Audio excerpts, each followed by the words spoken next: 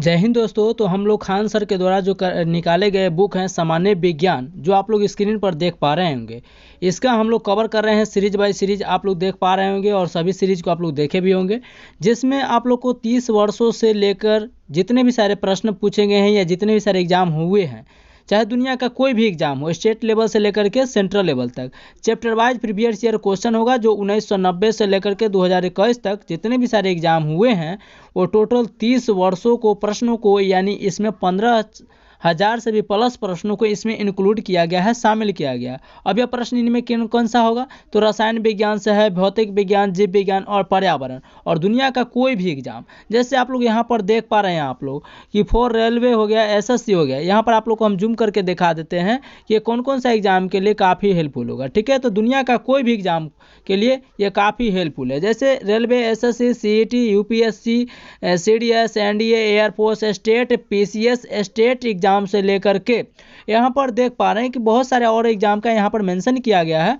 और other competitive exam, यानी कहने का मतलब है कि जितने भी सारे कंपटीशन का एग्जाम है, उन सभी एग्जाम के लिए काफ़ी ये बुक हेल्पफुल है। और हम आपको विश्वास दिलाते हैं कि जब क्वेश्चन आप लोग देखिएगा और कीजिएगा क्वेश्चन, तो आपको क्वेश्चन के नीचे यहाँ पर मेंशन किया हुआ रहेगा कि कौन सा एग्जाम में यह क्वेश्चन पूछा गया है। तो आइए हम बिना समय गवाए हुए समय क्लास को शुरू करते, इस वीडियो को शुरू करते हैं। और आप लोग जानते हैं कि बायोलॉजी का हम लोग चैप्टर नंबर 3 जो है, कोशिका सिद्धांत या संरचना, ठीक है, जिसे हम लोग इंग्लिश में सेल थ्योरीज या स्ट्रक्चर्स या फंक्शन कहते हैं, इसको कवर कर रहे हैं। तो आई होप आशा करते हैं कि आज इस क्लास के माध्यम से इस चैप्टर को पूरा सुथरा साफ कराया जाएगा। तो चलिए हम बिना समय को गवाए हुए क्लास को शुरू करते, वीडियो को शुरू करते हैं। पहला नंबर प्रश्न आप लोग को स्क्रीन पर आज के लिए, और जैसे हम आप लोगों से बोले हैं कि यहाँ पर मेंशन किया हुआ रहेगा कौन सा शिफ्ट में पूछा गया, कब कब पूछा गया, ये भी आप लोग यहाँ पर देख पा रहे होंगे। जैसे एसएससी जीएई में पूछा गया। ठीक है, पहला प्रश्न, किस प्रक्रिया द्वारा टेडपोल एक वयस्क मेढक में विकसित होता है?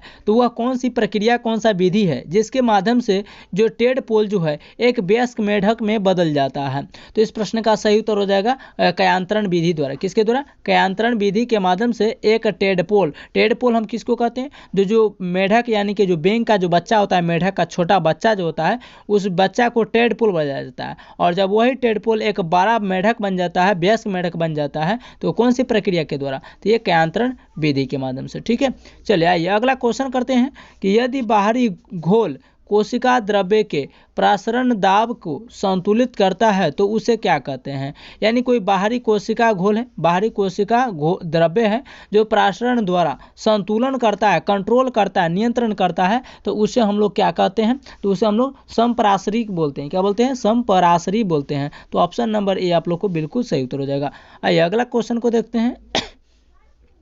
अगला क्वेश्चन कहता है शरीर के बाहर से ऑक्सीजन को ग्रहण करना, शरीर के बाहर से ऑक्सीजन को ग्रहण करना तथा उसका उपयोग कर कोशिकीय आवश्यकता के अनुसार खाद्य स्रोतों के विघटन का मतलब होता है कि जो भी हम लोग खाना पीना खाते हैं तो वो तभी टूट पाता है, तभी छोटे छोटे टुकड़ों में टूटता है जब हम लोग बाहर से श्वसन के माध्यम से ऑक्सीजन को लेते हैं।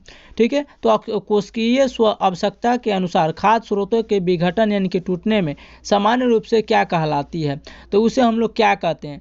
जब हम लोग खाना खाते हैं, खाना खाने के बाद हम लोग श्वसन तो करते रहते हैं, तो श्वसन के माध्यम से जब टूटता है तो उसे क्या कहते हैं? श्वसन।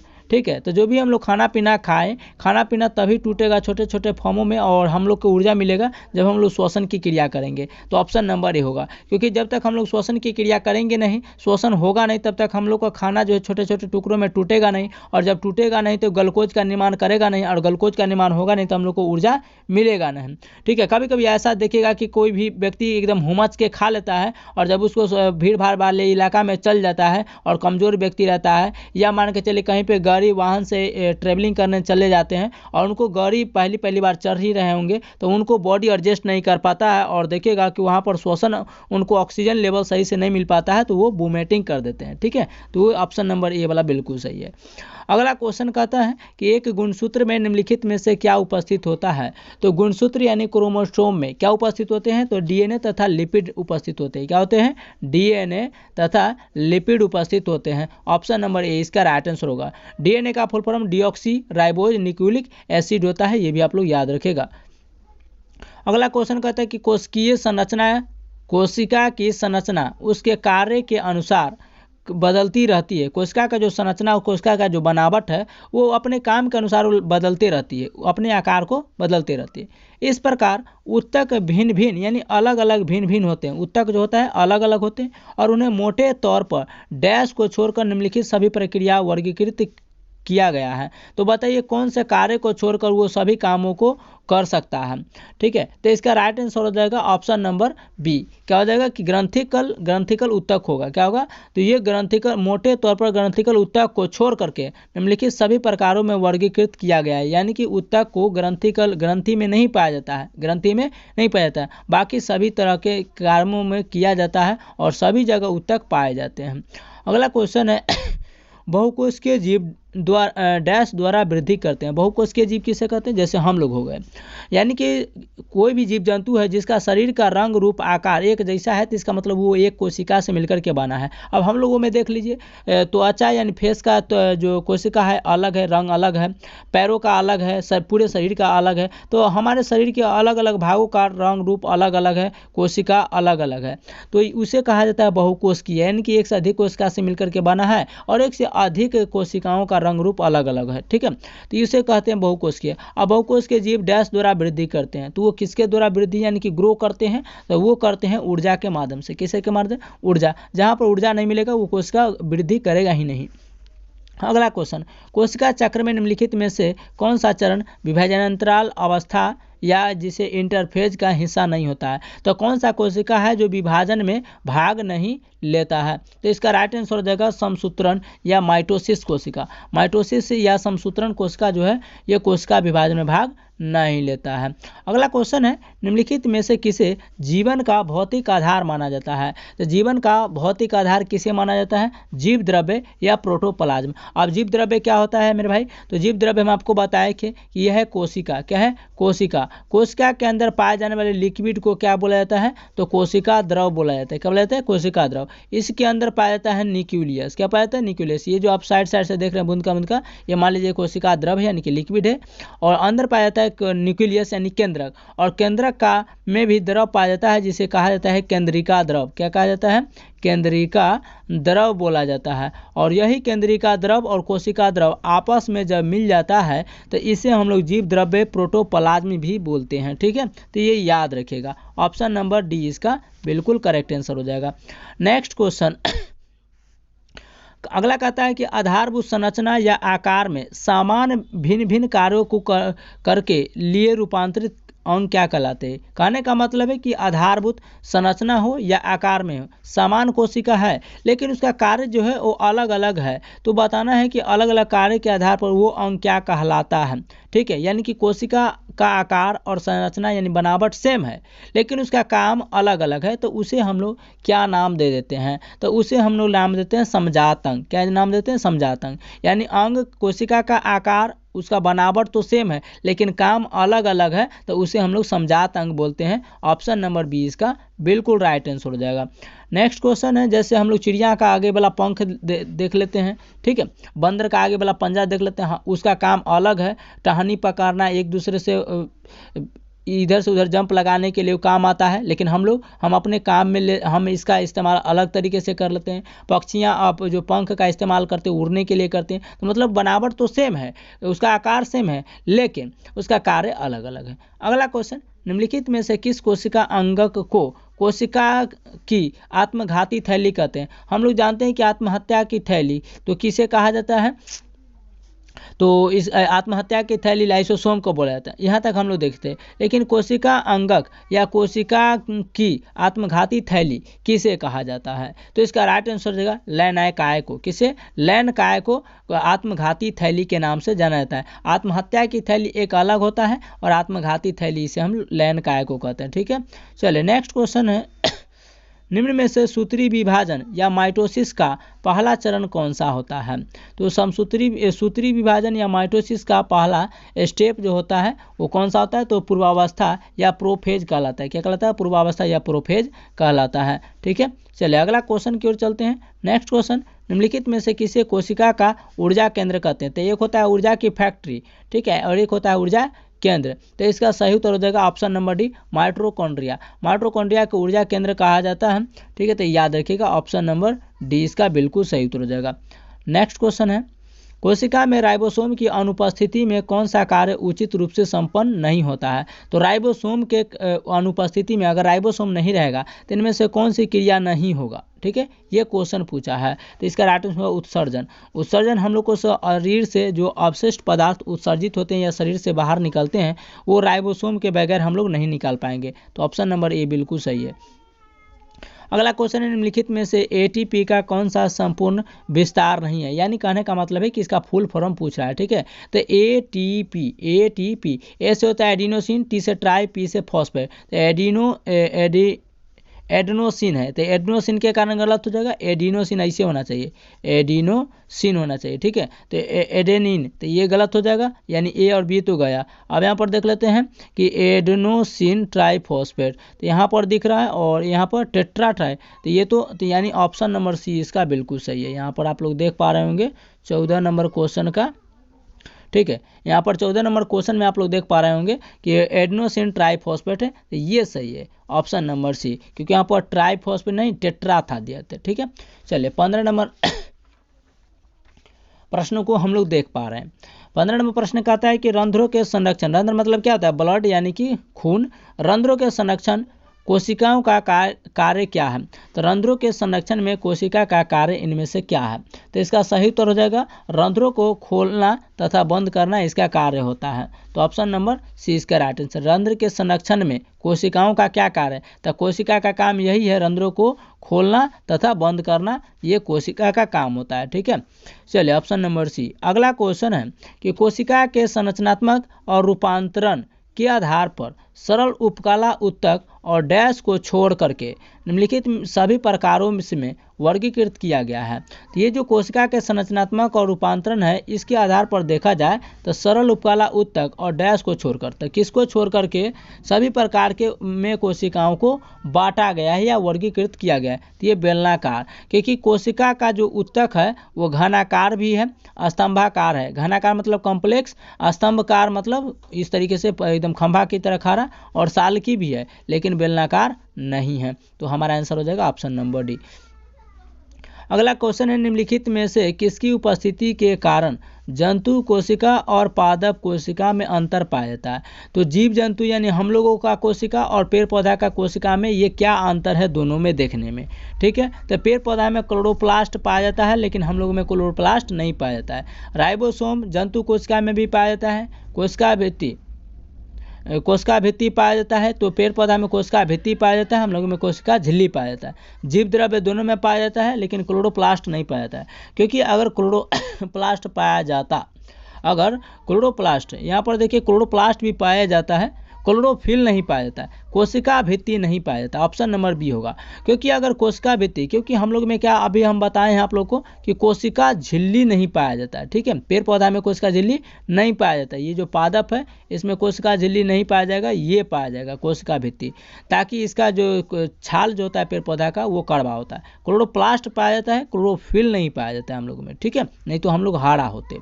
अगला क्वेश्चन, एक विशेष कार्य करने वाले समान कोशिकाओं के समूह को क्या कहते हैं। यानी हम लोग का शरीर का कोई ऐसा अंग जो एक विशेष कार्य करते हो लेकिन वहाँ के कोशिकाओं के एक समान ग्रुप होगा, तो उसे हम लोग क्या कहते हैं, या कोशिकाओं के समूह को या ग्रुप को हम लोग क्या कहते हैं, तो उसे हम लोग उत्तक बोलते हैं। यानी यहाँ तक हम लोग को क्लियर हो गया कि बहुत सारे कोशिकाएं मिलकर के उत्तक का निर्माण करते हैं और बहुत सारे उत्तक मिलकर के अंग का निर्माण करते हैं और बहुत सारे अंग मिलकर के अंग तंत्र का निर्माण करते हैं। तो हमारा आंसर हो जाएगा ऑप्शन नंबर ए। ठीक है, उत्तक।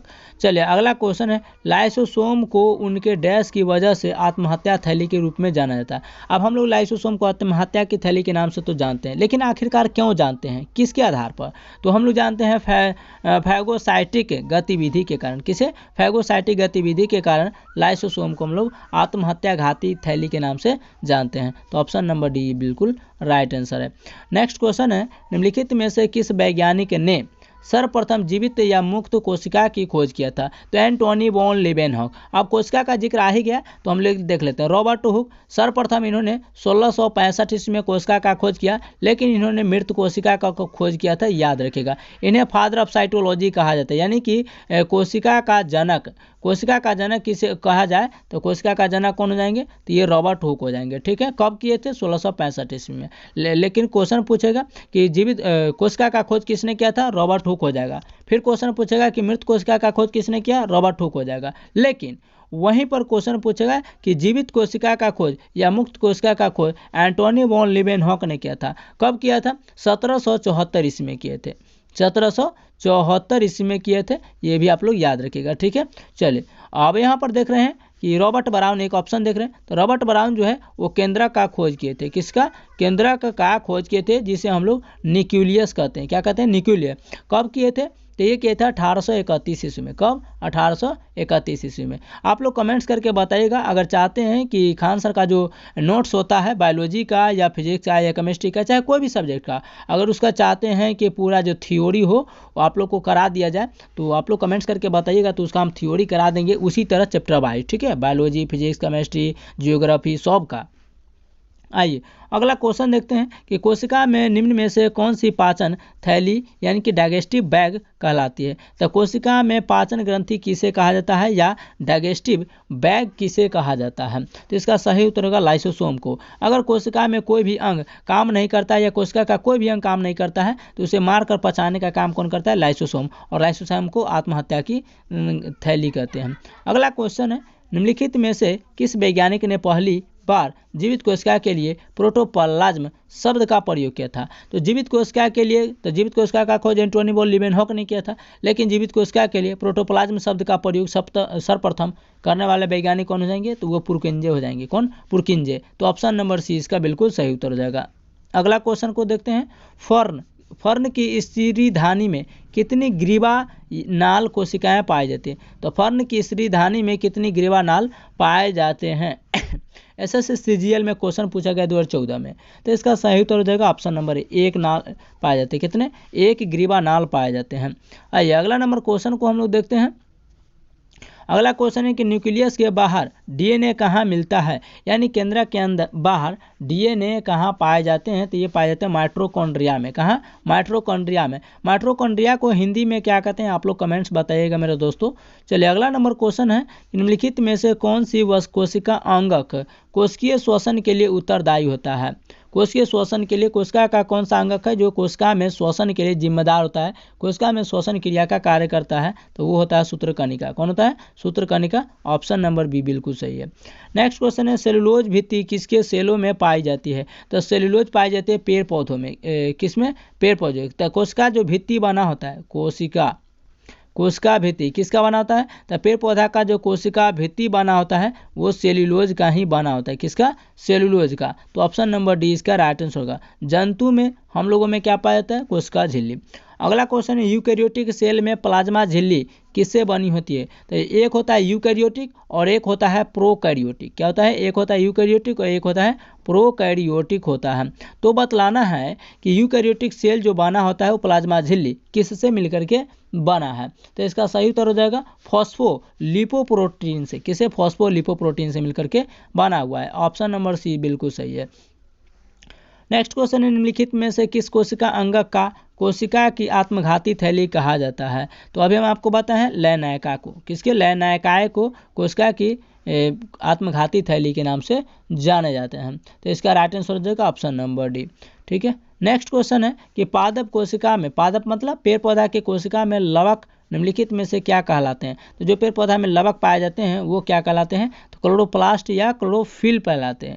तो यहाँ पर दोनों दिया गया है, तो इसका राइट आंसर हो जाएगा ऑप्शन नंबर सी, क्लोरोप्लास्ट कहलाते हैं। क्या कहलाते हैं? क्लोरोप्लास्ट। ऑप्शन नंबर सी बिल्कुल सही है। नेक्स्ट क्वेश्चन कहता है कि शीत संवेदी पादनों के झिल्ली के लिपिड में क्या हो सकता है? तो शीत संवेदी जो पादनों के झिल्ली होते हैं उसमें लिपिड के रूप में क्या पाए जा सकते हैं या क्या होते हैं? तो वो होते हैं उच्च अनुपात में असंतृप्त वसा अम्ल। क्या होते हैं? उच्च अनुपात में असंतृप्त वसा अम्ल। तो ऑप्शन नंबर डी इसका बिल्कुल राइट आंसर हो जाएगा। चलिए अगला क्वेश्चन देख लेते हैं। निम्न में से किस कोशिका को एटम बम कहते हैं? निम्नलिखित में से किस कोशिका को एटम बम कहते हैं? लाइसोसोम को। लाइसोसोम को कोशिका का बम कहते हैं। लाइसोसोम को कोशिका आत्महत्या की थैली कहते हैं। मिटोकॉन्ड्रिया, मिटोकॉन्ड्रिया नहीं माइटोकॉन्ड्रिया। माइटोकॉन्ड्रिया शब्द सबसे पहले किसने बनाया था? मिटोकॉन्ड्रिया शब्द किसने बनाया था? तो इसका सही उत्तर क्या हो जाएगा? तो कार्ल बेंडा। कार्ल बेंडा ने मिटोकॉन्ड्रिया बनाया था। ठीक है, तो ऑप्शन नंबर डी इसका बिल्कुल सही। अगला क्वेश्चन है, संरचनाओं के कौन कौन से युग में प्रायः, युग मतलब क्या होता है? जोड़ा। तो संरचनाओं के कौन कौन से जोड़ा जो प्रायः पादप, पेड़ पौधा और जंतु दोनों कोशिका में पाए जाते हैं? ठीक है, तो ये संरचनाओं के आधार पर पेड़ पौधा में और जंतु कोशिका में बतलाना है कि कौन कौन से जोड़े पाए जाते हैं। ठीक है, तो कोशिका भित्ति पेड़ पौधा में पाया जाता है। यहाँ पर है न्यूक्लियस दिया हुआ। क्या दिया है? न्यूक्लियस दिया है। वहाँ पर है न्यूक्लियस। यहाँ पर देख सकते हैं कि कौन सा पेड़ पौधा में पाए जाते हैं। तो जंतु में तो ये नहीं पाए जाते, लेकिन पेड़ पौधा में पाए जाते हैं। यानी कि कहना है इस क्वेश्चन का कि दोनों में जोड़ा जो होगा, दोनों यहाँ और यहाँ, ये दोनों जोड़ा कॉमन पाया जाना चाहिए, जंतु में और पेड़ पौधा में। ठीक है, तो यहाँ पर तो कोशिका ये पेड़ पौधा में पाया जाएगा, लेकिन जंतु में नहीं पाया जाएगा, तो इसके कारण गलत होगा। न्यूक्लियस चलिए दोनों में पाया जाएगा, सही है। ठीक है, न्यूक्लियस दोनों में पाया जाएगा, लेकिन क्लोरोप्लास्ट हम लोग में नहीं पाया जाता, क्योंकि क्लोरोप्लास्ट पाया जाता तो हम लोग हारा होते। ठीक है, तो ये गया। अब देख लेते हैं कि अंतःद्रव्य जालिका और कोशिका काला, ये सही है। ऑप्शन नंबर सी दोनों में पाया जाता है, पेड़ पौधा में। ठीक है, अंतःद्रव्यी जालिका पाया जाता है हम लोग में भी, पेड़ पौधा में भी, और कोशिका काला दोनों में पाया जाता है। ठीक है, चलिए अगला नंबर क्वेश्चन देख लेते हैं 34। निम्नलिखित में से कौन सी कोशिकांग केवल पादप कोशिका में उपस्थित होता है? अभी हम आपको बताएं लाइसोसोम क्या। यहाँ पर देख सकते हैं कि कोशिका झिल्ली पाया जाता है क्या? तो कोशिका झिल्ली हम लोग में तो पाए जाते हैं, हम लोग में कोशिका झिल्ली पाए जाते हैं। माइटोकॉन्ड्रिया उसमें भी पाया जाता है, उसमें भी झिल्ली पाया जाता है, और लाइसोसोम उसमें भी पाया जाता है, हम लोग में पाया जाता है। लेकिन प्लास्टिक जो है यहाँ पर सिर्फ पादप कोशिका में उपस्थित होता है, प्लास्टिक। तो ऑप्शन नंबर बी इसका बिल्कुल सही उत्तर हो जाएगा। नेक्स्ट क्वेश्चन, अगला क्वेश्चन कहता है निम्नलिखित में से कौन सा एक कोशिकीय जीव का उदाहरण है? निम्नलिखित में से कौन सा एक कोशिकीय जीव का उदाहरण है? तो इसका सही उत्तर क्या होगा, हम देख लेते हैं यहाँ पर। तो देख रहे हैं कि यूग्लिना, अमीबा, पैरामीशियम। यहाँ पर देख रहे हैं कि सही विकल्प सही है, यूग्लिना, अमीबा, पैरामीशियम। तो सभी विषय सही है, सभी विकल्प। तो ऑप्शन नंबर डी हो जाएगा। क्वेश्चन क्या बोला था? क्वेश्चन बोला था कि निम्नलिखित में से कौन सा एक कोशिकीय है? तो एक कोशिकीय यूग्लिना भी है, अमीबा भी है, पैरामीशियम में है, यानी इनमें से सभी के सभी विकल्प जो है आपका सही हो जाएगा। चलिए नेक्स्ट क्वेश्चन को देख लेते हैं। निम्न में से किस कोशिका द्रव्यी कोशिकांग को यूकैरियोटिक कोशिकाओं के भीतर प्रोकैरियोटिक कोशिकाएं माना जाता है? तो इनमें से कौन सी कोशिका द्रव्य है? कोशिका में पाए जाने वाले द्रव जो कोशिकांग को यूकैरियोटिक कोशिका में भी पाया जाता है और प्रोकैरियोटिक कोशिका में भी पाया जाता है, यानी कि दोनों कोशिकाओं में पाया जाता है। ठीक है, तो ये 36 नंबर प्रश्न का सही उत्तर देगा ऑप्शन नंबर ए, सूत्रकणिका, जिसे हम लोग माइटोकॉन्ड्रिया बोलते हैं। यही हम आप लोगों से पूछे थे कि माइटोकॉन्ड्रिया जो है ये अंग्रेजी वर्ड है, कुछ इस तरीके से लिखा जाता है माइटोकॉन्ड्रिया। ठीक है, लेकिन इसे हम लोग सूत्रकणिका बोलते हैं। तो याद रखिएगा, बहुत कम ही लोगों को पता होता है। अगला क्वेश्चन है, कौन सी जीवित जीवों में विरासत की इकाई है? तो जीवित प्राणी में कौन सा विरासत के तौर पर मिला जाता है या विरासत के तौर पर दिया जाता है, यानी कि जन्मों जन्मों तक रहता है, यानी कि जब तक वो प्राणी जीवित रहता है। ठीक है, जन्म भी लेता है तो वो उसके साथ रहता है। तो ये वंशागणु या पित्रैक, यानी कि जीन कह सकते हैं, इसे क्या कह सकते हैं? Gene. Option number C. Next है कि अतिवर्धन का अर्थ क्या होता है? अर्थ का मतलब होता है कि उसका मतलब बतलाना है। तो अतिवर्धन का मतलब क्या होता है? कोशिकाओं की संख्या में असामान्य वृद्धि, यानी कि कोशिका में असामान्य वृद्धि होता रहे, एकदम कंट्रोल से ज़्यादा हो जाए, तो उसे हम लोग क्या बोलते हैं? कैंसर भी बोलते हैं और अतिवर्धन भी बोलते हैं। तो अतिवर्धन शब्द इसीलिए यूज किया जाता है कि शरीर का कोई भी कोशिका अगर लगातार वृद्धि कर रहा है तो उसे अतिवर्धन कहा जाता है। अगला क्वेश्चन है, कोशिकाएं जो द्वार कोशिकाओं से निकट रूप से संबंध और अंतर्दृष्टि है उसे क्या बोलते हैं? तो उसे हम लोग सहायक कोशिकाएं कहते हैं। क्या कहते हैं? सहायक कोशिकाएं। ऑप्शन नंबर सी इसका बिल्कुल सही है। नेक्स्ट क्वेश्चन है कि निम्नलिखित में से किस में कोशिका भित्ति नहीं होती है? तो कोशिका भित्ति अब इनमें से बतलाना है। ऐसे हम लोग जानते हैं कि हम लोग में कोशिका झिल्ली पाई जाती है, कोशिका भित्ति नहीं, लेकिन ऑप्शन के अनुसार ये माइकोप्लाज्मा में कोशिका भित्ति नहीं पाई जाती है। ऑप्शन नंबर डी इसका बिल्कुल सही है। नेक्स्ट क्वेश्चन है कि जल की अणुओं की प्लाज्मा झिल्ली से चाल कहलाती है। तो जल की अणुओं की प्लाज्मा झिल्ली से चाल किसके रूप में या क्या कहलाती है? तो ये प्रासरण कहलाती है। क्या कहलाते हैं? तो जल की जो अणु होते हैं वो प्लाज्मा झिल्ली में जो आगे ग्रो करता है या पानी जो आगे की ओर गति करता है तो उसे हम लोग प्रासरण बोलते हैं। क्या बोलते हैं? प्रासरण। नेक्स्ट क्वेश्चन है कि पादप कोशिका मतलब पेड़ पौधा। जब भी पादप का जिक्र आ जाए समझ लीजिएगा पेड़ पौधा के बारे में जिक्र करता है। तो पादप कोशिका का केंद्रक यानी न्यूक्लियस जेली पदार्थ से घिरा होता है, उसे क्या बोलते हैं? तो पादप कोशिका केंद्रक जो जेली पदार्थ से घिरा हुआ है, उस घिरा हुआ केंद्रक को या उस जेली को क्या नाम दे देते हैं? तो उसे हम लोग कहते हैं कोशिका द्रव्य। क्या बोलते हैं? कोशिका द्रव्य बोलते हैं। ऑप्शन नंबर सी इसका बिल्कुल सही होगा। आइए नेक्स्ट क्वेश्चन देख लेते हैं कि यह किसने प्रस्तुत किया कि सभी पौधे एवं जंतु कोशिकाओं से बने हैं तथा कोशिका जीवन की मूलभूत इकाई हैं। यानी वह कौन से वैज्ञानिक थे जिन्होंने कहा कि जो भी पेड़ पौधा या जीव जंतु हैं उन सभी का शरीर जो है कोशिकाओं से मिलकर के बना है और कोशिका जीवन की मूलभूत हम लोग को इकाई हैं। तो ऐसा कहने वाला स्लाइडेन एवं टी स्वान है। कौन है? एम स्लीडन एवं टी स्वान, जिसे हम लोग स्लाइडेन भी बोलते हैं। तो ऑप्शन नंबर ए बिल्कुल राइट आंसर है, इन्होंने ही कहा था। अगला क्वेश्चन है निम्नलिखित में से कौन मानव त्वचा को रंग प्रदान करने के लिए उत्तरदायी होता है? तो हम लोग को रंग कौन सा प्रदान करता है? कौन सी कोशिका हम लोग को रंग प्रदान करता है? तो मेलानिन। हम लोग जानते हैं मेलानिन के कारण कोई व्यक्ति गोरा होता है तो कोई व्यक्ति काला होता है। जिसमें मेलानिन ज़्यादा निकलेगा वो व्यक्ति ज़्यादा काला होगा, जिसमें मेलानिन कम निकलेगा वो ज़्यादा गोरा होगा। ठीक है। अगला है कि डीएनए का असंक्षिप्त रूप क्या होता है? असंक्षिप्त यानी कि डीएनए का फुल फॉर्म पूछा जा रहा है। तो इसका सही उत्तर हो जाएगा option number D, deoxyribose nucleic अम्ल या एसिड भी कह सकते हैं क्योंकि एसिड का मतलब ही होता है अम्ल।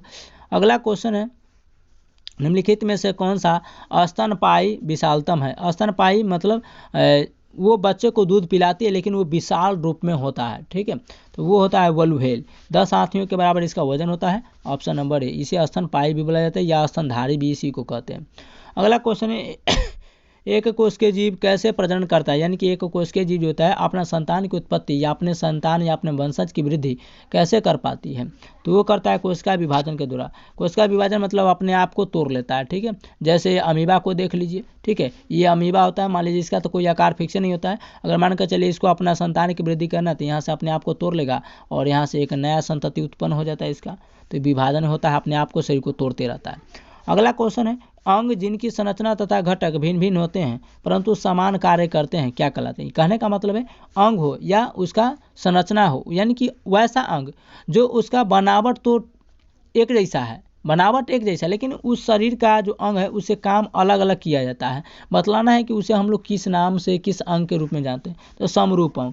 जैसे कि हम लोग आगे वाला हाथ देख लीजिए, हम लोग काम करने में खाना खाने में यूज करते हैं, मान लीजिए खाना खाने में इसका यूज करते हैं, लेकिन पक्षी इसका यूज करता है उड़ने के लिए, वही बंदर इसका यूज करता है खाने के लिए और पेड़ पौधा को डाली को पकड़ने के लिए। ठीक है। तो भले समान अंग है लेकिन कार्य उसका अलग अलग, उसे समरूप कहते हैं। ऑप्शन नंबर ए इसका बिल्कुल सही है। अगला क्वेश्चन निम्नलिखित में से कौन सा लगभग प्रत्येक कोशिका में पाया जाने वाला गुण नहीं है? तो इनमें से कौन सा गुण है 4 ऑप्शन में से जो प्रत्येक कोशिका में नहीं पाई जाती है? तो उसे हम लोग कहते हैं कोशिका भित्ति, क्योंकि कोशिका भित्ति जो है ना वो पेड़ पौधा में पाए जाते हैं। बाकी सभी जो है कोशिका झिल्ली हो गया, केंद्रक हो गया, ये दोनों में पाए जाते हैं, जीव जंतु और पेड़ पौधा में। अगला क्वेश्चन है निम्नलिखित में से कौन सी मानव शरीर की सबसे बड़ी कोशिकाएं हैं? तो मानव शरीर की सबसे बड़ी कोशिकाएं क्या होती है? तो ये भी क्वेश्चन लाजवाब है, ऑप्शन नंबर सी इसका, क्योंकि एसएससी सीजीएल में पूछा गया है। और कब पूछा है? 11 अगस्त 2017 को। आप लोग यहाँ पर देख पा रहे हैं ना, सभी के सभी क्वेश्चन पूछे हुए हैं। अगला क्वेश्चन है कि माइटोकॉन्ड्रिया शब्द किसने बनाया था या माइटोकॉन्ड्रिया शब्द सबसे पहले? तो अभी हम आप लोगों को बताए हैं कि माइटोकॉन्ड्रिया शब्द कार्ल बेंडा ने बनाए थे। किसने? Karl Benda. और माइटोकॉन्ड्रिया को हिंदी में क्या कहते हैं? सूत्रकणिका। अभी हम आप लोगों को बताए हैं। चलिए अगला क्वेश्चन है कि वैज्ञानिक पुरकिंजे द्वारा, यहाँ पर पुरकिंजे होगा, तो वैज्ञानिक पुरकिंजे द्वारा निम्नलिखित में से किस शब्दावली का सृजन किया था? तो जो पुरकिंजे वैज्ञानिक थे उन्होंने किसका खोज किया था? तो वो जीव द्रव्य का नाम दिए थे। किसका? जीव द्रव्य या प्रोटोप्लाज्म उन्होंने ही दिया था, पुरकिंजे नामक वैज्ञानिक ने। ऑप्शन नंबर डी बिल्कुल सही है। अगला क्वेश्चन है कि निम्नलिखित में से किसे कोशिका के आत्मघाती थैली कहते हैं? तो यहाँ पर लाइसोसोम हो जाएगा, दिया है क्या? हाँ दिया है। ऑप्शन नंबर सी इसका राइट आंसर हो जाएगा। ठीक है। चलिए नेक्स्ट क्वेश्चन की ओर चलते हैं। अगला क्वेश्चन है बहुगुणिता या पॉलीप्लाइडी किसमें परिवर्तन होने पर होती है। तो बतलाना है कि बहुगुणिता या पॉलीप्लाइडी वो किसमें परिवर्तन होने के बाद होती है। तो इसका सही उत्तर क्या होगा 54 का। तो बिल्कुल क्रोमोसोम की संख्या में परिवर्तन के कारण बहुगुणता होती है। बहुगुणता मतलब एक व्यक्ति में बहुत सारे गुण आ जाते हैं, या पॉलीप्लाइडी कहते हैं इसे, ठीक है। चलिए अगला क्वेश्चन है निम्नलिखित में से किसको कोशिका का शक्ति गृह कहा जाता है। तो कोशिका का शक्ति गृह किसे कहते हैं 55 नंबर प्रश्न का। तो बिल्कुल बिल्कुल चले, तो ऑप्शन नंबर बी हो जाएगा सूत्रकणिका को। किसे सूत्रकणिका, इसी को अभी बोलते हैं ना माइटोकॉन्ड्रिया। क्या बोलते हैं माइटोकॉन्ड्रिया। माइटोकॉन्ड्रिया आखिरकार ये अंग्रेजी वर्ड है, ठीक है, ये भी याद रखिएगा। ऑप्शन नंबर बी इसका बिल्कुल सही है। नेक्स्ट क्वेश्चन है निम्नलिखित में से मिलान करना है। तो आइए हम लोग मिलान को करते हैं कि किसका किसका कौन सही होने वाला है। चलिए तो ये क्वेश्चन हमारा है 56 यानी कह सकते हैं 56। किसके आधार पर बतलाना है। तो इधर आपको जीव का नाम दे दिया है और इधर विखंडन की विशेषता दे दिया गया है। चलिए तो 56 नंबर प्रश्नों को हम लोग देख पाते हैं। चलिए बहुत अच्छा। तो एक का हो जाएगा 3 हो जाएगा। अमीबा में क्या होता है विखंडन होता है भाई। तो एक का क्या हो जाएगा, तो एक का 3 हो जाएगा। कोई ऑप्शन हमारा ढूंढ रहा है, देख रहे हैं, एक बार ऑप्शन को देख लेते हैं कि कौन सा ऑप्शन इसका सही होने वाला है। चलिए तो एक का 3 हो गया, एक आध दो को मिलाइएगा, इसी तरह एग्जाम में मिल जाएगा तो मिला लीजिएगा। एक का 3 हो गया, तो देखिए एक के सामने 3 है कन्हू पे, इसमें ना है तो ये तो गया। इसमें भी एक के सामने 3 है, एक के सामने 3 नहीं। चलिए एगो मिल गया तो ये सही हो जाएगा। अगर आपको मन को संतुष्टि के लिए मिलाना है तो और मिला लीजिए। चलिए लेशमानिया, तो लेशमानिया के लिए 2 होगा, यहाँ पर देख लीजिए 2 का 2 होगा, ये बिल्कुल सही है। आ गया प्लाज्मोडियम, तो प्लाज्मोडियम के 3 के 1 होगा, तो बिल्कुल सही। इसका 2 के 2 होगा और इसका 3 का 1 हो जाएगा। तो 3 2 1, तो यहाँ पर 3 है, यहाँ पर 2 है, यहाँ पर 1 हो जाएगा। तो ऑप्शन नंबर डी। एग्जाम में 1 से 2 को मिलाइएगा, आपका आंसर मिल जाएगा, ठीक है, ताकि आपकी समय भी आपको बच जाएगा, ठीक है। अगला क्वेश्चन कहता है आरएनए का, तो वही फुल फॉर्म तो राइबोज न्यूक्लिक एसिड होता है। ऑप्शन नंबर ए इसका बिल्कुल सही। इसमें समय ज़्यादा व्यतीत नहीं करना है। अगला क्वेश्चन है निम्नलिखित में से पादप यानी पेड़ पौधा की कोशिका में कौन सा जो भाग होता है चयनात्मक या पारगमय होता है। पारगमय मतलब जिसे हम लोग आर पार देख सकते हैं उसे पारगमय कहते हैं। फिजिक्स में 3 चीज़ होता है, एक पारगमय होता है, एक और पारगमय होता है, एक होता है पारभाषिक होता है जिसमें आर पार देख ही नहीं सकते, ठीक है। तो इसका सही उत्तर हो जाएगा कोशिका झिल्ली। कोशिका झिल्ली से हम लोग आर पार देख सकते हैं, ठीक है, जिसका नाम है झिल्ली यानी कि झलझल बुझाएगा। अगला क्वेश्चन है कि कोशिका का जल विभव या विलय एवं दाब विभव दोनों से ही प्रभावित होता है। इन दोनों के बीच संबंध किस प्रकार से होता है। यानी कहने का मतलब है कि कोशिका का जल विभव और विलय एवं दाब दोनों विभव दोनों से ही प्रभावित होते हैं। विभव जो होते हैं वो विलय और दाब दोनों से विभव ये प्रभावित होते हैं, लेकिन बतलाना है कि इन दोनों के बीच संबंध किस तरीके से होता है, यह संबंध किस तरीके से है, ठीक है। तो इसका राइट आंसर होगा जल विभव है, विलय विभव और दाब भी विभव है। तो इसका राइट आंसर होगा कि सभी के सभी क्या है तो विभव है। तो ऑप्शन नंबर डी इसका बिल्कुल राइट आंसर हो जाएगा। चलिए नेक्स्ट क्वेश्चन है। नेक्स्ट कहता है जो जीव प्रकाश का उपयोग कर भोजन तैयार करता है उसे क्या कहते हैं स्वपोषी कहते हैं। ऑप्शन नंबर ये तो काफ़ी आसान था कि पेड़ पौधा भोजन बनाते हैं प्रकाश संश्लेषण प्रकाश के माध्यम से, तो उसे प्रकाश संश्लेषी या स्वपोषी कहते हैं। यूकैरियोटिक कोशिकाओं में आरएनए का संश्लेषण में होता है। तो यूकैरियोटिक जो कोशिकाएं होती है एक होता है प्रोकैरियोटिक और एक होता है यूकैरियोटिक। तो यूकैरियोटिक कोशिका में जो आरएनए का निर्माण होता है, क्योंकि संश्लेषण का मतलब क्या होता है, तो संश्लेषण का मतलब होता है बनना, बनाना या बनना, ठीक है। तो आरएनए का संश्लेषण यानी कि बनना डैश में कहलाता है। तो उसे हम लोग क्या कहते हैं आरएनए का बनना, तो उसे हम लोग कहते हैं न्यूक्लियस में। तो आरएनए कहाँ बनता है, न्यूक्लियस में बनता है कोशिका के। चलिए अगला क्वेश्चन है कि निम्नलिखित में से कौन सी चीज़ एक जीन का संगठन या गठन करती है। इनमें से कौन है ऑप्शन के अनुसार जो जीन का गठन करता है, जीन का स्थापना करते हैं। तो इसे कहते हैं पॉलीन्यूक्लियोटाइड्स। क्या बोलते हैं, पॉलीन्यूक्लियोटाइड्स बोलते हैं। Option number. नेक्स्ट क्वेश्चन है यदि कोशिका के आसपास का माध्यम एक अल्प प्रासरण दाबी विलयन है तो कोशिका समाप्त होगी। कहने का मतलब है कि कोशिका के आसपास का जो माध्यम है एक प्रासरण दाबी है। क्या प्रासरण दाबी विलयन है, विलयन का मतलब क्या होता है घोल। तो कोशिका संभवतः कैसा होगा, कोशिका संभवतः कैसा होगा, तो वो कोशिका होगा आपको फूलेगी। कैसा होगी, तो फूल होगी, क्योंकि पानी की मात्रा आएगी तो फूलेगी ही। अगला क्वेश्चन है कि फंजाई जगत के बहुत से जीवों की कोशिका भित्तियाँ डैश कहलाने वाली एक कठोर जटिल शर्करा से बनी होती है। तो बताइए फंजाई जगत के जो बहुत से जीवों की कोशिका भित्तियाँ जो होती है वो कैसी होती है, किस तरीके से होती है और इसे क्या कहते हैं जो एक कठोर जटिल शर्करा से बना होता है। तो ये भी याद रखिएगा। तो इसका सही उत्तर हो जाएगा ऑप्शन नंबर डी, काइटिन की। किसे? और मछली का त्वचा या मछली का कह सकते हैं कि चोइटा जो होता है काइटिने का बना होता है। चलिए अगला क्वेश्चन कहता है प्रदीप्ति होने पर निम्नलिखित में से कौन सक्रिय हो जाती है तथा विद्युत सिग्नल उत्पन्न करती है। ठीक है, प्रदीप्त होने पर, प्रदीप्त का मतलब होता है कि जब जलती है उसका लाइट निकलती है, तो निम्नलिखित में से कौन सक्रिय हो जाती है यानी एक्टिव हो जाती है और विद्युत सिग्नल के तौर पर वह कार्य करना शुरू कर देती है, तो उसे हम लोग कहते हैं प्रकाश सुग्राही कोशिका। क्या बोलते हैं? प्रकाश सुग्राही कोशिका। वैसा कोशिका जो प्रकाश उत्पन्न करता है उसे प्रदीप्ति और एकदम एक्टिव की तरह हो जाता है और विद्युत सिग्नल की तरह कार्य करता है, उसे प्रकाश सुग्राही कोशिका कहते हैं। नेक्स्ट क्वेश्चन कहता है प्लाज्मोडियम जाति के परजीवी डैश के कारण है। तो प्लाज्मोडियम जाति के परजीवी किसके कारण है? किसके कारण है? तो इसका राइट आंसर हो जाएगा मलेरिया के कारण है। तो ऑप्शन नंबर बी इसका बिल्कुल राइट आंसर हो जाएगा। नेक्स्ट क्वेश्चन है कि कोशिका सिद्धांत का प्रस्ताव देने वाले वैज्ञानिक का नाम बताइए। तो कोशिका सिद्धांत देने वाले वैज्ञानिक कौन हो जाएंगे? तो ये हो जाएंगे स्लाइडेन एवं स्वान। स्लाइडेन एवं स्वान, कभी कभी सेल्डन भी दे देगा, ठीक है, तो स्लाइडेन एवं स्वान याद रखिएगा। अगला क्वेश्चन है किस प्रक्रिया द्वारा या प्रक्रम द्वारा कुछ पदार्थ जैसे कार्बन डाइऑक्साइड अथवा ऑक्सीजन कोशिका झिल्ली के आर पार कर सकते हैं। तो कौन सी प्रक्रिया है जिसके माध्यम से कार्बन डाइऑक्साइड या ऑक्सीजन को कोशिका की झिल्ली के आर पार हो सकता है? तो वो प्रक्रिया है विसरण। विसरण क्रिया के माध्यम से कोशिका के आर पार कार्बन डाइऑक्साइड भी हो सकता है और ऑक्सीजन भी हो सकता है। ठीक है,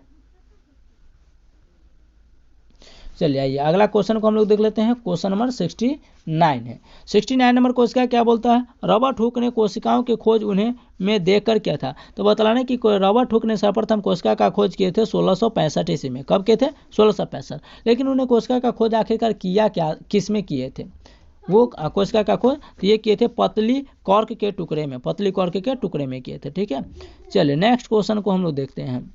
अगला 70 नंबर कहता है कि पैरामेशियम में भोजन एक विशिष्ट स्थान तक डैश की गति द्वारा पहुंचता है। तो यानी सिंपल समझिए कि पैरामेशियम में भोजन एक स्थान से दूसरे स्थान तक किसके माध्यम से गति करता है? तो ये गति करता है, ये इसके माध्यम से करने हैं। ऑप्शन नंबर ए में देख लेते हैं। ये गति करता है पक्षयाभ के माध्यम से। किसे? पक्षयाभ के माध्यम से गति करता है। ठीक है, चलिए अगला नंबर क्वेश्चन को हम लोग देख लेते हैं। अगला क्वेश्चन क्या कहता है?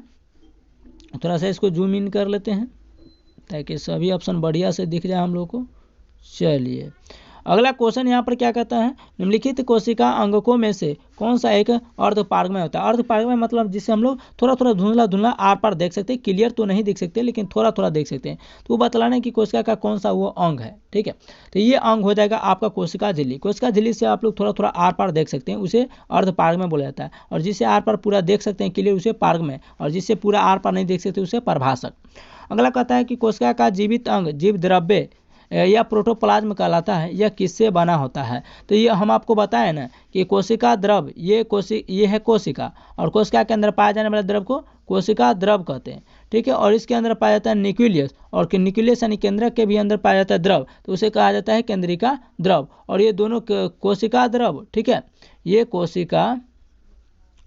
कोशिका द्रव और यहाँ पर केंद्रिका द्रव। ये केंद्रिका द्रव और कोशिका द्रव को जब आपस में मिला दिया जाता है तो ये दोनों मिलकर के प्रोटोप्लाज्म या जीव द्रव्य कहलाता है। आइए ऑप्शन को हम लोग रूबरू करा देते हैं आप लोग को। तो यहाँ पर कहता है केवल कोशिका द्रव्य, बिल्कुल गलत है। कोशिका द्रव और केंद्रिका द्रव। ऑप्शन नंबर कौन सा जाएगा? तो सी इसका राइट आंसर होगा। अगर ऑप्शन नंबर डी को भी आप लोग यहाँ पर देख पा रहे होंगे तो कोशिका द्रव भी सही है, केंद्रिका द्रव भी सही है और अन्य कोशिका भी सही। तो चलिए ऑप्शन नंबर डी को हम लोग लेकर के चलते हैं। ठीक है, आइए अगला नंबर क्वेश्चन यहाँ पर देख सकते हैं कि कोशिका के बारे में निम्न में से कौन सा कथन जो है वो बिल्कुल सही है। ठीक है, तो यहाँ पर कहता है कि कुछ कोशिकाओं के बदलते आकार होते हैं, तो ये बिल्कुल सही है यहाँ पर, लेकिन और ऑप्शन देख लेते हैं। आगे कहता है कि सभी देह ऊतकों में से एक ही प्रकार की कोशिकाएं विद्यमान होते हैं, तो बिल्कुल सही है। यानी कि सभी जो देह होते हैं, सभी जो शरीर होते हैं हम लोग को, ऊतक का क्या एक प्रकार होता है, भले कोशिका का रंग रूप अलग होता है लेकिन बहुत सारे ऊतक मिलकर के बहुत सारे कोशिका मिलकर के ऊतक का निर्माण करते हैं और बहुत सारे ऊतक मिलकर के अंग का निर्माण करते हैं। ठीक है, और बहुत सारे अंग मिलकर के अंग तंत्र यानी हमारा बॉडी का निर्माण करते हैं। अगला क्वेश्चन, निम्नलिखित में से किन कोशिकाओं में नाभिक नहीं होता है यानी केंद्रक नहीं पाया जाता? नाभिक को अंग्रेजी हिंदी में क्या बोलते हैं? केंद्रक बोलते हैं। तो वो किसमें केंद्रक अनुपस्थित होता है या केंद्रक बिल्कुल नहीं पाया जाता है? तो ये लाल रक्त कोशिका जिसे हम लोग बोलते हैं आरबीसी। आरबीसी में न्यूक्लियस नहीं पाया जाता है, तो ये भी आप लोग याद रखिएगा। ठीक है, चलिए यहाँ पर देख रहे हैं कि ये CDS के जो एग्जाम हुआ था 2016 में, उसमें यह क्वेश्चन को पूछा गया था। चलिए अगला नंबर क्वेश्चन आप लोग को यहाँ पर दिख रहा होगा। क्वेश्चन क्या बोलता है, निम्न में से किसमें लिंग गुणसूत्र नहीं होता है। इनमें से किसे लिंग गुणसूत्र नहीं होता है, तो ऑप्शन नंबर डी, छिपकली में लिंग गुणसूत्र नहीं पाया जाता है। चलिए नेक्स्ट क्वेश्चन हम लोग फटाफट करते हैं। अगला क्वेश्चन है, स्तंभ कोशिका अनुसंधान के क्षेत्र में नवीनतम विकास के संदर्भ में निम्नलिखित कथनों में से विचार कीजिए। बतलाने कि स्तंभ कोशिका, स्तंभ मतलब क्या होता है, स्तंभ मतलब खंभा यानी कि खाड़ा, कोशिका अनुसंधान यानी अनुसंधान मतलब खोज के क्षेत्र में नवीनतम विकास के संदर्भ में है, यानी नए नए कोशिका को खोज के लिए यह स्पष्ट रूप से है। यहाँ पर देख सकते हैं IAS के एग्जाम में प्रीलिम्स में पूछा गया क्वेश्चन है। ठीक है, तो ये क्वेश्चन हम लोग का कौन सा है, तो ये क्वेश्चन हम लोग का है 2। अब इसका आंसर हम देख लेते हैं। यहाँ पर 4 ऑप्शन को शो होना चाहिए ऑप्शन के साथ। चलिए यहाँ पर देख पा रहे हैं आप लोग, चलिए यहाँ पर ऑप्शन भी दिख रहा है आप लोग को और यहाँ पर पॉइंट भी आप लोग को दिख रहा है। ठीक है, अब ये इसका राइट आंसर हो जाएगा ऑप्शन नंबर ए, क्योंकि यहाँ कहता है कि बीज पट्टी, यहाँ पर कहता है कि बीज पट्टी अवस्था पर भ्रूण मानव स्तंभ कोशिकाओं का एकमात्र स्रोत है। बिल्कुल सही है। आगे कहता है कि स्तंभ कोशिका बीज पुटियों को नष्ट किए बिना प्राप्त की जा सकती है। ये भी सही है। स्तंभ कोशिकाएं वस्तुतः अनंत काल तक स्वयं ही पात्र सजीवित हो सकते हैं। ये बिल्कुल सही है। आगे कहता है कि भारतीय अनुसंधान केंद्रों ने कुछ कोशिकाओं रेखाओं को भी सृजन किया जिन्हें कई प्रकार के उत्तकों में विकसित किया जा सकता है। बिल्कुल सही, यानी ऑप्शन नंबर ए आप लोग को बिल्कुल सही, 1, 2, 3 एंड 4। ठीक है, आइए अगला नंबर क्वेश्चन से रूबरू कराते हैं हम आप लोग को। क्वेश्चन नंबर 3 क्या कहता है, प्लाज्मा झिल्ली बनी होती है। UPPCS एग्जाम मेंस में पूछा गया है, प्लाज्मा झिल्ली किससे बनी होती है। तो हम आप लोग को पहले बोले चुके हैं कि हर एग्जाम के लिए हेल्पफुल है। तो इसका राइट आंसर क्या हो जाएगा, ऑप्शन नंबर डी होगा। ये दोनों से बने होते हैं, किससे, तो प्रोटीन से भी और लिपिड से भी आपको प्लाज्मा झिल्ली बने होते हैं। और प्लाज्मा झिल्ली जो होता है अर्धपारगमय होता है। क्या होता है, अर्धपारगमय होता है। तो ये भी आप लोग याद रखिएगा, ऑप्शन नंबर डी। चलिए नेक्स्ट क्वेश्चन क्या कहता है, निम्नलिखित में से कौन सा कथन जो है वो सही है। इनमें से कौन सा कथन जो है सही है। तो यहाँ पर देख लेते हैं कि विषाणु सम एकल तंतु RNA अणु से बने होते हैं। बिल्कुल सही। अभी आप लोग को जो कोरोना वायरस आया था, कोरोना वायरस जो आया था क्या था, RNA का बना हुआ था। तो ऑप्शन नंबर क्या था, सी इसका बिल्कुल सही। अगला क्वेश्चन कहता है, निम्न में से किस कोशिकांग या ऑर्गेनल्स को कोशिका का पावर हाउस कहा जाता है। माइटोकॉन्ड्रिया को किसे बोला जाता है, अच्छा पावर हाउस बोला जाता है। तो पावर हाउस किसे बोला जाता है। चलिए तो इसका राइट आंसर होगा माइटोकॉन्ड्रिया। क्या हो जाएगा, माइटोकॉन्ड्रिया हो जाएगा। चलिए नेक्स्ट क्वेश्चन है क्वेश्चन नंबर 6। क्वेश्चन नंबर 6 आप लोग को स्क्रीन पर दिख रहा होगा कि मानव शरीर की किस अंग में लसिका कोशिका बनती है। तो लसिका कोशिका हम लोग के कौन से अंग में बनता है, तो वो बनता है तिल्ली में। किसमें, तिल्ली, option number D. Next question है, साधारण मानव में गुणसूत्र होते हैं। साधारण मानव में गुणसूत्र क्या था, 46। जोड़ा में पूछा गया था कितना होगा, 23। तो ऑप्शन नंबर बी इसका बिल्कुल सही है। ठीक है, यहाँ पर देख सकते हैं UPPCS एग्जाम में पूछा गया प्रीलिम्स में 1991 और 92 में लगातार। अगला क्वेश्चन है, निम्नलिखित में से कौन सा कथन जो है प्राणियों के स्तंभ कोशिकाओं के प्रत्यारोपण के संदर्भ में असत्य है यानी कि गलत है। तो हम लोग को कोशिकाओं के प्रत्यारोपण के मामले में, यानी जीव जंतु के कोशिका के बारे में असत्य कौन सा है, यानी कि गलत पंक्तियां या गलत कथन कौन सा है, इसको छांटना है। तो ठीक है, तो इसका राइट आंसर हो जाएगा ऑप्शन नंबर डी। क्या हो जाएगा, ऑप्शन नंबर डी। अब ऑप्शन नंबर डी कहाँ है भाई, यहाँ है। ये केवल भ्रूण यानी एम्ब्रियो में पाए जाते हैं। ये तो बिल्कुल सही है। क्या पाया जाते हैं, एम्ब्रियो में। अब क्या पाया जाता है, तो ये स्तंभ कोशिका कहाँ पाए जाते हैं, तो सिर्फ भ्रूण में पाए जाते हैं, एम्ब्रियो में। ठीक है, अब भ्रूण किसे बोलते हैं, तो कोई भी बच्चा जब माँ के गर्भ में पल रहा है तो भ्रूण है। जब तक वो जन्म ना लिया हो, जब वो जन्म ले लेता है, धरती पर आ जाता है, तो उसे शिशु बोलते हैं। ठीक है, चलिए अगला क्वेश्चन कहता है कि मानव शरीर की कोशिकाओं में पाए जाने वाले गुणसूत्र जोड़ों की संख्या होती है। तो जोड़ा पूछा है ना, तो 23 हो जाएगा, और संख्या पूछेगा तो 46 हो जाएगा, यानी 46। ऑप्शन नंबर सी इसका बिल्कुल सही। अगला क्वेश्चन कहता है कि प्रक्रमित कोशिका मृत्यु के कोशिकीय और आणविक नियंत्रण को क्या कहते हैं। तो जो भी हम लोग को प्रमित कोशिका है उनका मृत्यु हो जाता है, तो उस कोशिका को आणविक नियंत्रण यानी कि कंट्रोल करने का काम कौन करता है। ठीक है, तो वो कंट्रोल करने का काम करता है इसका नाम क्या है, तो एपोप्टोसिस इसे कहते हैं। ठीक है, चलिए अगला क्वेश्चन है 11 नंबर, जीवों में अत्यधिक विविधता का कारण क्या है। हम लोगों में अलग अलग विभिन्नता देखने को मिलता है, क्यों? ये उत्परिवर्तन के कारण, इवोल्यूशन के कारण। किसके कारण? इवोल्यूशन के कारण। हम लोग का पूर्वज कैसे थे, हम लोग आज कैसे हैं। ठीक है, अगला क्वेश्चन है प्रोटीन संश्लेषण, यानी कि प्रोटीनों का बनना क्या कहलाता है, संश्लेषण। तो प्रोटीन संश्लेषण में निम्न कोशिकांगों में से किन की भूमिका सबसे अधिक होती है। तो जब प्रोटीन बनता है तो इनमें से कौन सी प्रोटीन जो होता है हम लोग को कोशिका को बनाने में काफ़ी हेल्पफुल होता है और काफ़ी मदद भी करता है। तो ये मदद करता है अंतःप्रद्रव्य जालिका, जिसे एंडोप्लाज्मिक रेक्टिकुलम बोलते हैं और राइबोसोम बोलते हैं। ठीक है, तो ये हमारे कोशिका को बनाने में काफ़ी हेल्पफुल होता है प्रोटीन। ठीक है, चलिए नेक्स्ट क्वेश्चन को हम लोग देख पा रहे हैं, ये 13 नंबर क्वेश्चन। 13 नंबर क्वेश्चन क्या बोलता है कि नाभिक के अलावा यानी केंद्रक के अलावा कोशिका के किस कोशिकांग में डीएनए, यानी कि केंद्रक जो होता है, ये जो कोशिका है, ठीक है, और इसके अंदर न्यूक्लियस पाया जाता है, यानी कि केंद्र, इसके अलावा यानी केंद्र के अलावा भी कहाँ हमारे डीएनए मौजूद होते हैं, डीएनए पाए जाते हैं। तो वो पाए जाते हैं माइटोकॉन्ड्रिया में, यानी कि कोशिका की फैक्ट्री में। तो ऑप्शन नंबर डी इसका बिल्कुल राइट आंसर हो जाएगा, जिसे हम लोग माइटोकॉन्ड्रिया और हिंदी में सूत्र कणिका कहते हैं। अगला 14 नंबर क्वेश्चन को देख पा रहे हैं कि हमारे तंत्र में अधिकतम एटीपी एडिनोसिन ट्राइफॉस्फेट अणुओं को उत्पन्न करने वाला पद है। तो अधिकतम एटीपी का निर्माण कौन करता है? तो 38 ग्लूकोज मिलकर के एक एटीपी का निर्माण करता है, ये भी याद रखिएगा। तो इसका सही उत्तर का क्रेब्स चक्र। ठीक है, ऑप्शन नंबर बी इसका बिल्कुल राइट आंसर हो जाएगा। आइए अगला क्वेश्चन उससे रूबरू कराते हैं। जंतु कोशिका में निम्न में से क्या अनुपस्थित होता है, यानी हम लोग में क्या इनमें से नहीं पाया जाता है। ठीक है, तो सेलुलोज की कोशिका भित्ति, ये बिल्कुल सही, क्योंकि सेलुलोज की कोशिका भित्ति, जो कोशिका भित्ति होता है सेलुलोज का बना होता है। तो पेड़ पौधा में क्या पाते हैं, कोशिका भित्ति। तो पादप कह सकते हैं कि पादप मतलब पेड़ पौधा, पादप जो होता है इसका छाल बना होता है कोशिका भित्ति का, और कोशिका भित्ति किसका बना होता है, सेलुलोज का। हम लोग में क्या पाया जाता है, तो केंद्रक पेड़ पौधा में भी, माइटोकॉन्ड्रिया पेड़ पौधा में भी पाया जाता है, हम लोग में भी पाया जाता है, लेकिन सेलुलोज नहीं पाया जाता है, क्योंकि सेलुलोज बना होता है कोशिका भित्ति का। ठीक है, तो ऑप्शन नंबर ए इसका बिल्कुल सही है, हम लोगों में अनुपस्थित रहता है। चलिए, तो ये चैप्टर आप लोग को कंप्लीट करा दिए। अब अगली चैप्टर अगली वीडियोस के माध्यम से लेकर के आएंगे तक, जिसके नाम है अंग्रेजी में टिश्यू। ठीक है, तो तब तक के लिए जय हिंद।